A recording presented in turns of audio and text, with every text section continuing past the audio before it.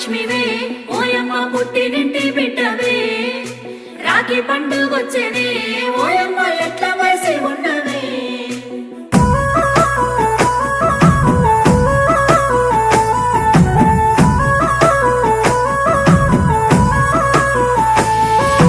ఏడాదికోసారి రాఖీ పండుగ గిచ్చన్నగిరి మల్లె సన్నసిరి మల్లె గిచ్చన్నగిరి మల్లె